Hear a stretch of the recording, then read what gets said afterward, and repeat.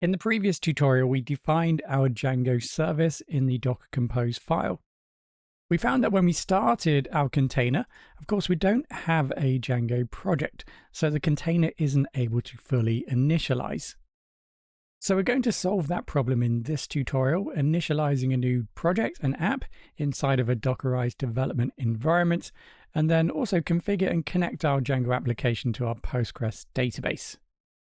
Right, so we currently have our containers running. Of course, Django isn't initializing correctly. If you've not got that far, just run docker compose up build, and that will take you to where we currently are. And from this point, we can now reinitialize or restart our Django container. Now remember the container. Our container name is Django app, and the service name is Django. I've created a new file called _commands, and I'm going to place all the commands we use in this project in this file. The plan here is to restart the Django container and then run the Django admin command to create a new Django project. We are going to need to comment out the command, else what will happen is that this command will take place first before the Django admin command and try to initialize the server, but of course the project won't exist yet. So let's first of all run our docker compose command. All right, so first up, we're going to need to comment out our Django command to ensure that our admin command runs first. We're also going to create a bind mount. So let's add a new volume.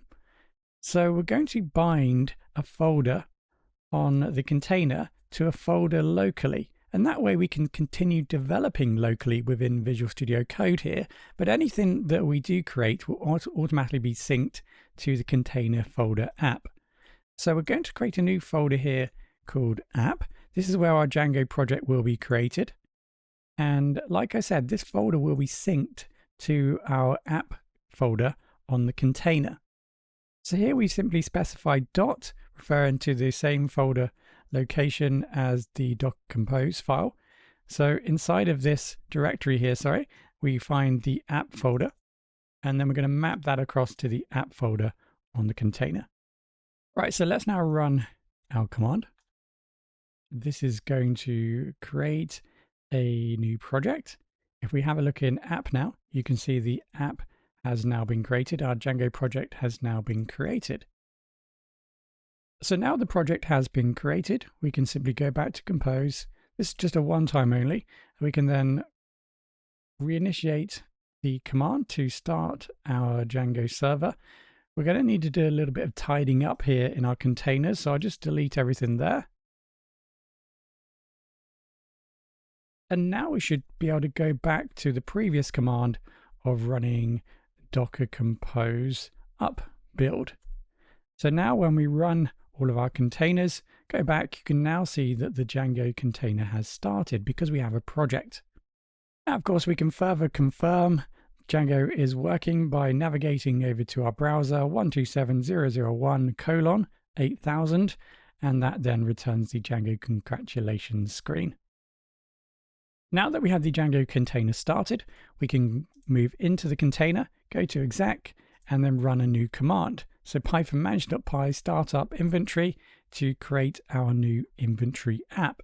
So when we go back into Visual Studio Code, we can now see we have our inventory app created. So let's go ahead and in settings, let's just make sure that we have registered that app. So this is going to be called inventory.